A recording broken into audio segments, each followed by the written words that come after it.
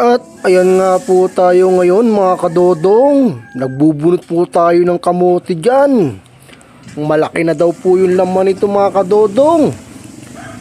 Shoota dodong, nahirapan akong magbunot ng kamote na yan oh. Mukhang malaking mga laman nito mga kadodong. Ayan po oh. At pampalakas daw po itong mga kadodong ng katawan.